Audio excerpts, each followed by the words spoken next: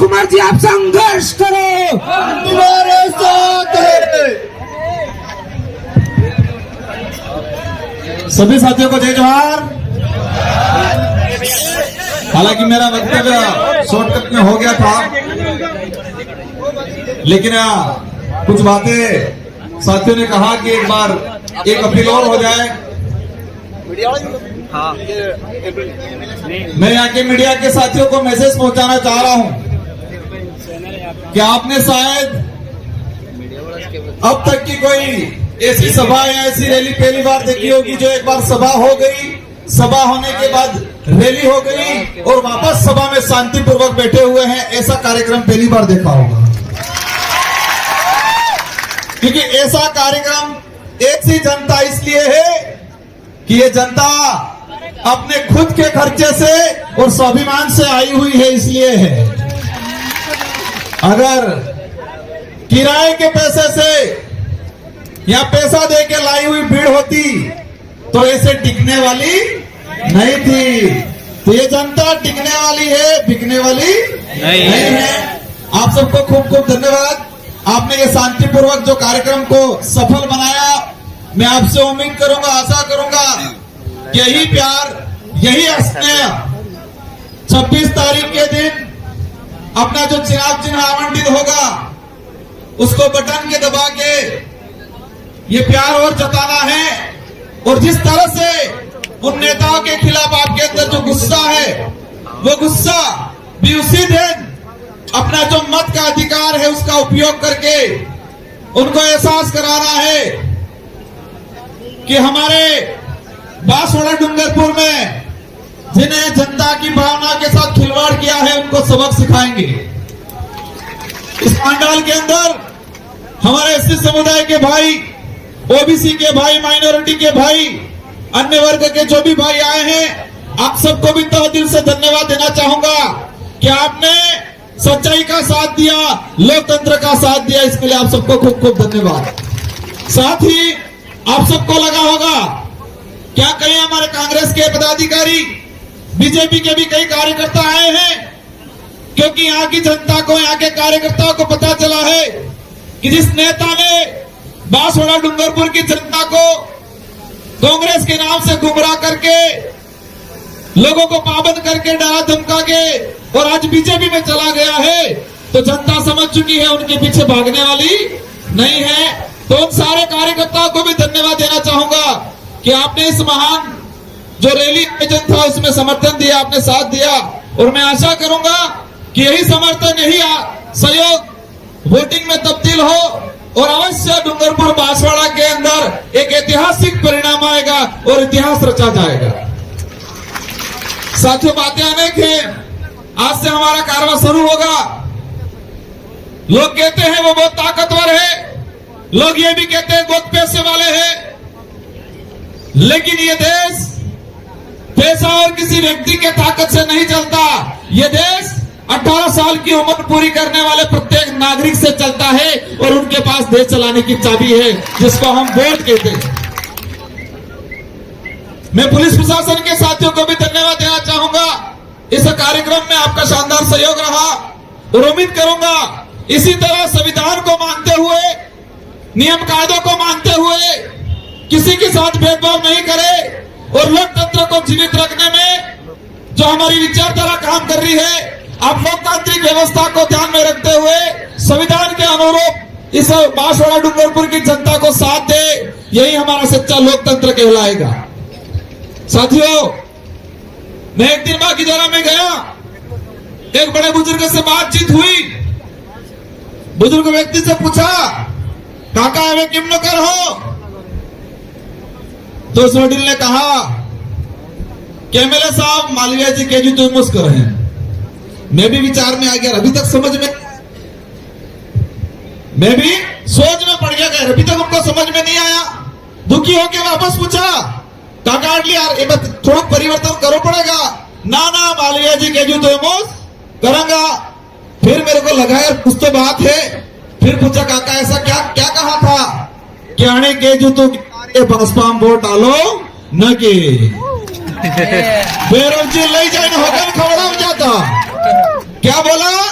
बेरोजगार होकर कवड़ा जाता कि एक भाजपान कार्य वोट आलो नहीं है अगले गाने के जी तो एमोस करेंगा। मैं बुजुर्ग को धन्यवाद देना चाहूंगा कि आप स्वाभिमानी हो, उनकी तरह ईडी से डर के भागने वाले नहीं हो। और ये बांसवाड़ा की जो सीट है ये पूरे देश पे मैसेज पहुंचाएगी और यहां से आप मुझे जिता के भेजोगे। हम बांसवाड़ा डूंगरपुर का नहीं पूरे देश का प्रतिनिधित्व करेंगे और पूरे देश के किसी भी कोने में हमारा आदिवासी समुदाय का भाई हो, एससी का हो, माइनॉरिटी का हो, जो भी पीड़ित वर्ग है उस सबकी आवाज बन के लोकसभा के अंदर जाएंगे। जो वर्तमान में जो स्थिति बनी हुई है, ये देश खतरे में है, ये देश खतरे में है। संविधान बदलने की बात की जा रही है। हमें विचार करना पड़ेगा कि राजस्थान के अंदर सरकार बनी और सरकार बनते ही राजस्थान के अंदर एक माहौल बना दिया कि धर्म के नाम से हम किसी भी धर्म का विरोध नहीं करते, लेकिन धर्म के नाम से जो राजनीति हो रही है उसका हम कठोर विरोध करते हैं। एक दुर्भाग्य की बात है, एक राष्ट्रीय पार्टी है, देश में उसकी सत्ता है, लेकिन बीजेपी आज इतनी गिर चुकी है, लोगों को यह डरा रही है कि राम के नाम से वोट देने पड़ेंगे। यहां तक बोल रही है लोग कि जो बीजेपी का वोट नहीं देता है वो राम का नहीं, ये बोल रहे हैं लोग। ईडी का सहारा लिया, सीबीआई का सहारा लिया, अब राम का भी सहारा लेने सत्ता बनाने के अंदर। लेकिन ये जनता समझ चुकी है और इस बार ऐसा तमाचा पड़ने वाला है इन लोगों को। डूंगरपुर बांसवाड़ा में तो पड़ने वाला है, लेकिन पूरे देश के अंदर इन लोगों को तमाचा पड़ने वाला है और पूरे देश में लोकतंत्र स्थापित होकर रहेगा। इन नेताओं को एहसास होगा कि ये देश ईडी सीबीआई भाजपा से नहीं चलता है, ये देश संविधान से चलता है और हम संविधान को सर्वोपरि मानते हैं।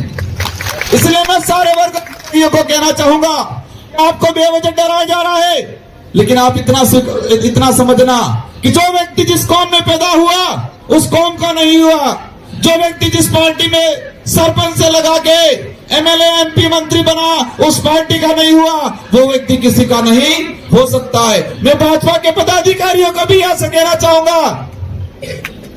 और एक बात ये अजीब सी है, यहाँ के भाजपा के जिलाध्यक्ष मालवीय जी के पास भाजपा में जाने से 5 दिन पहले लेटर लिख रहे हैं,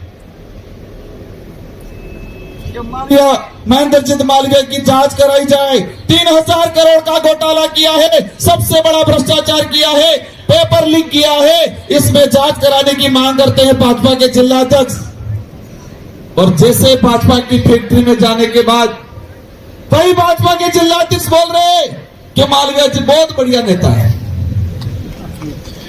तुम चलाओगे, तुम घुमाओगे, जिधर घुमाओगे उधर।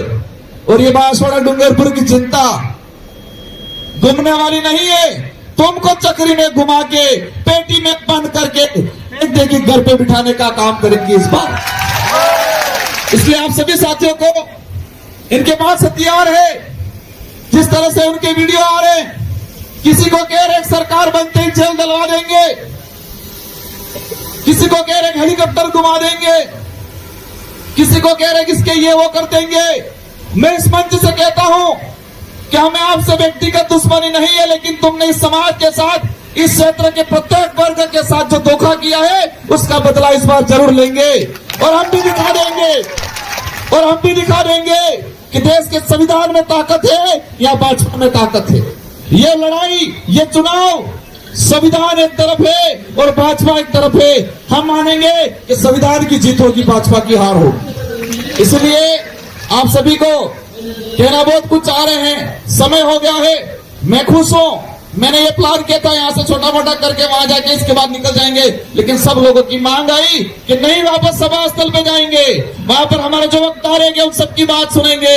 और यहाँ तक अपने लोगों में ये हौसला है कि यहाँ से 26 तारीख तक भी बैठना पड़े तो बैठने के लिए तैयार है, ऐसा हौसला है। क्योंकि ये जनता स्वाभिमान के लिए जीने वाली है, ये जनता संविधान के लिए जीने वाली है, ये जनता आने वाली पीढ़ी के लिए जीने वाली है। ये लोग आने वाली पीढ़ी के साथ अन्याय कर रहे हैं। मैंने देखा इस इलाके के अंदर पत्रकार बंधु पूछ रहे थे मुझे, क्या विजन है? विजन बहुत कुछ है, बहुत लंबा चौड़ा है, इस क्षेत्र के युवाओं के साथ खिलवाड़ हुआ है, उसको न्याय दिलाने का काम करेंगे हम लोग। पानी के मंत्री रहे, 3000 करोड़ का घोटाला किया। आज भी हमारे कुशलगढ़, गाटोर, दानपुर के लोग बेचारे तरस रहे हैं। आज आधा आधा गांव खाली होकर गुजरात पलायन पे जा रहा है।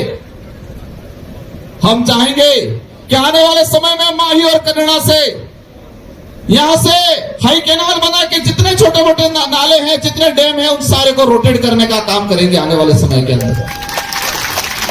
मैं आज जो विधायक बनाया, आज जो मैं बोल रहा हूं, 2 बार विधायक 84 की जनता ने बनाया। मेरे अंदर जो ताकत आई है वो कहीं न कहीं एजुकेशन की वजह से आई है। और हम कोशिश करेंगे कि आने वाले 10 साल के अंदर हम इतना एजुकेशन के अंदर परिवर्तन लाएंगे कि हर गांव से यहां से आरएस अधिकारी निकलने की कोशिश करेंगे हम लोग। इन लोगों ने धर्म का धंधा खोला, इन लोगों ने धर्म का धंधा खोला।